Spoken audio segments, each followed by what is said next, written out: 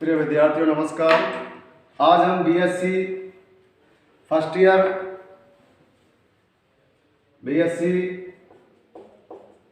Class के अंदर algae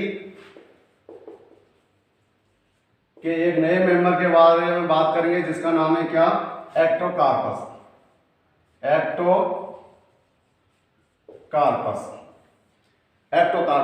पिछली क्लास में हमने बात की थी कि एक्टोकार्पस की जो कौन सी क्लास में आता है, कौन सी क्लास? फियोफाइसी। क्लास कौन सी है? फियोफाइसी। जो एक्टोकार्पस है वो फियोफाइसी, जिसे हम ब्राउन एल्गी के नाम से जानते हैं। ब्राउन एल्गी यानी कि भूरे शैवाल। तो एक्टोकार्पस कौन सी क्लास में आता है? फियोफाइसी, जिसे हम ब्राउन एल्गी के नाम से जानते हैं। तो एक्टोकार्पस के बारे में हम बात करते हैं। सबसे पहले हम बात करेंगे इसके क्लासिफिकेशन की। ठीक है, सबसे पहले हम बात करें इसके क्लासिफिकेशन की। तो क्लासिफिकेशन में हम बात करें सबसे पहले डिवीजन आप इसमें लिख सकते हो क्या? एल्गी या फियोफाइटा, कुछ भी लिख दीजिए। मेनली तो क्या होगा? एल्गी डिवीजन है इसका। डिवीजन के बाद हम लिखते हैं क्लास अभी बताई थी कौन सी है? फियोफाइसी। कौन सी क्लास का मेंबर है ये? फियोफाइसी। इसके बाद हम बात करते हैं ऑर्डर की। तो ऑर्डर कौन सा हो जाएगा इसका? ऑर्डर है इसका एक्टोकार्पेल्स।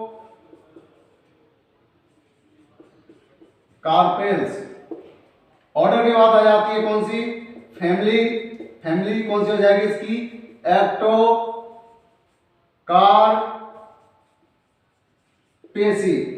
और जीनस हो जाएगा एक्टोकार्पस। ठीक है, जीनस क्या हो जाएगा? एक्टोकार्पस। तो ये है इसका क्लासिफिकेशन। फिर हम बात करते हैं इसके हैबिटेट के बारे में। तो हमने पिछली क्लास में फियोफाइसी के मेंबर्स के बारे में बात की थी कि ये ज्यादातर कहाँ पाए जाते हैं? मैराइन एल्गी के अंदर, समुद्री जल के अंदर ये पाए जाते हैं, खारे पानी के अंदर ये पाए जाते हैं। कुछ जो इसकी स्पीसीज हैं वो कुछ स्थल पर भी पाई जाती हैं। ज्यादातर कैसे होते हैं? ये समुद्री शैवाल के रूप में इनको जाना जाता है। अब देखिए भारतवर्ष में इसकी कुछ जातियां पाई जाती हैं, जैसे कि एक्टोकार्पस कॉनिफेरस। दूसरी है एक्टोकार्पस इंडिकस, ये सी छोटा आएगा, इंडिकस। और भी जाति है जिसका नाम है एक्टोकार्पस कोनिजर।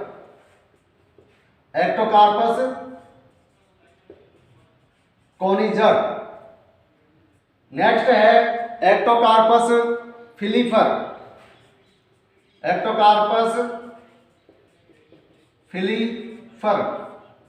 और लास्ट है इसकी एक्टोकार्पस। ठीक है, तो ये कुछ स्पीसीज हैं जो भारत में प्रमुखता से पाई जाती है। कॉनिफेरस, इंडिकस, कोनिजर और फिलीपर्स। तो ये कुछ मेन इसकी जातियां हैं। अब हम बात करते हैं इसके थैलस के बारे में।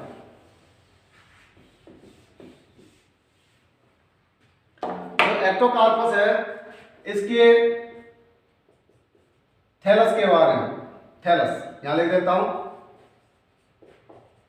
थैलस यानी कि पादप काय, प्लांट बॉडी। इसका जो थैलस है वो प्रोस्टेट, इरेक्ट, ब्रांच्ड, शाखित प्रकार का और कॉम्प्लेक्स, कैसा? जटिल प्रकार का।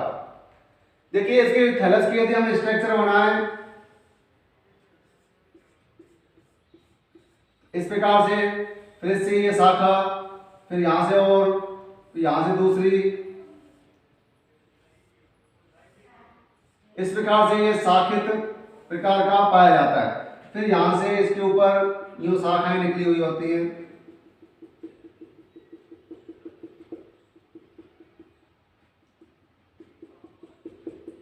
तो ये डायग्राम आप बुक में से देख सकते हैं। आप इतना समझ लीजिए कि इस प्रकार से ये पाया जाता है। इस प्रकार का ये थैलस है इसका। तो इसके अंदर ये इरेक्ट भी है और प्रोस्टेट कुछ शाखाएं जमीन के साथ इस प्रकार से पैरेलल होती हैं, फिर शाखित भी होती हैं। ठीक है, ये कुछ अपने अधो सबस्ट्रेटम जो निचले तल होते हैं, ठीक है, वहां पर इनसे इनके द्वारा जो है ये चिपका हुआ होता है, जिनको हम राइजोट्स कह सकते हैं। इस प्रकार की स्ट्रक्चर इसके थैलस की जो है वो होती है। अब हम बात करते हैं इसकी एक सिंगल ब्रांच की। तो देखिए, एक सिंगल शाखा की यदि हम बात करें तो इस प्रकार से ये मल्टी सेलुलर प्रकार की इसकी जो है वो एक शाखा होती है। तो इसकी जो प्रोस्टेट प्रकार का है, इरेक्ट प्रकार का है, ब्रांच है, कॉम्प्लेक्स है, और थैलस जो है वो कैसा है,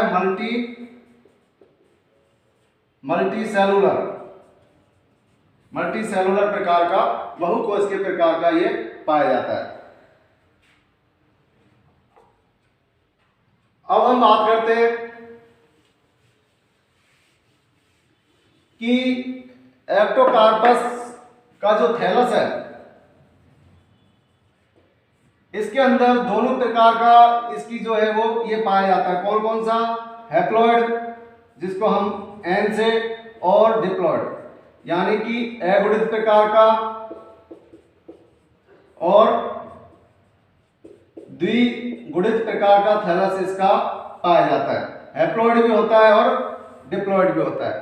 तो ये दो इसके अंदर कुछ इसकी प्रमुखता है कि इसका जो थैलस है वो दोनों अवस्थाओं में हमें मिलता है। हैप्लॉइड अगुणित भी होगा और डिप्लॉइड भी द्विगुणित भी होता है। अब देखिए, हम इसकी सेल्स की बात करते हैं। यदि हम इसकी सिंगल सेल की बात करें तो इसकी सेल की हम बात करेंगे तो इसकी एक विशेषता है कि इसकी जो सेल है, इसकी जो सिंगल सेल है वो कैसी होती है? 3 लेयर, 3 कोशिकाओं की जो है कोशिका भित्ति की परत जो है इसमें पाई जाती है। कितनी होती है? 3 होती हैं। और इसके अंदर हम बात करें, इन 3 में से भी जो आउटर वॉल है उसके ऊपर सबसे भारी जो वॉल है जिसका नाम है क्या? आउटर लेयर, भित्ति की जो, उसके ऊपर एक क्या पाया जाता है? एल्जिनिक एसिड। एल्जिनिक एसिड ये इसकी विशेषता है। और आंतरिक जो परत है वो किसकी बनी हुई होती है? सेलुलोज की।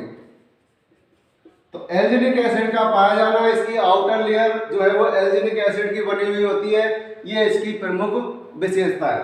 फिर हम बात करते हैं इसके अंदर पाए जाने वाले क्लोरोप्लास्ट की।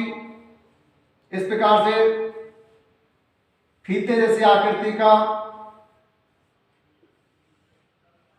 बिखरी हुई, फैली हुई, इस प्रकार से इसके अंदर ये पाया जाता है। ठीक है, ये इसका क्या है? केंद्रक, जो हमने बात की थी, न्यूक्लियस है। और इसके अंदर विभिन्न प्रकार के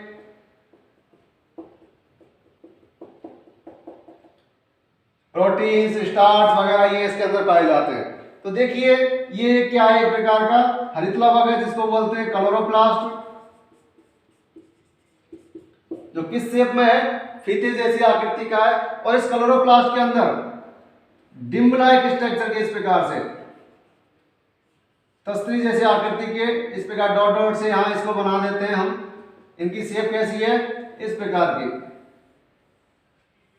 जिसको बोलते हैं हम बिंब लाइक या बिंब जैसी आकृति के क्या पाए जाते हैं? इसके अंदर क्लोरोफिल पाया जाता है। क्लोरोफिल, हरित लवक। ठीक है, हमने पिछली क्लास में जो FeO5C जो क्लास है उसके बारे में बात की थी कि इसके अंदर पिगमेंट के रूप में क्लोरोफिल कौन कौन से, क्लोरोफिल ए और क्लोरोफिल सी पाए जाते हैं। कुछ कैरोटीन्स भी इस कोशिका के अंदर पाए जाते हैं, कैरोटीन। इसके बाद फाइको बिलीन्स भी इसमें पाए जाते हैं। ठीक है, एक जो पिगमेंट है जिसकी वजह से इनका जो थैलस का जो कलर है वो कैसा होता है, ब्राउन कलर। तो ये हमने बात की थी पिछली क्लास में कि इसके अंदर एक विशेष प्रकार का जो पिगमेंट है वो पाया जाता है। ठीक है, फिर हमने बात की थी इसके अंदर फ्लोरिडियन स्टार्च, कौन सा, फ्लोरिडियन स्टार्च जो है इसमें पाया जाता है। तो ये इसकी एक सिंगल सेल के बारे में है। फिर हम बात करेंगे नेक्स्ट इसमें पाए जाने वाले जनन की, रिप्रोडक्शन।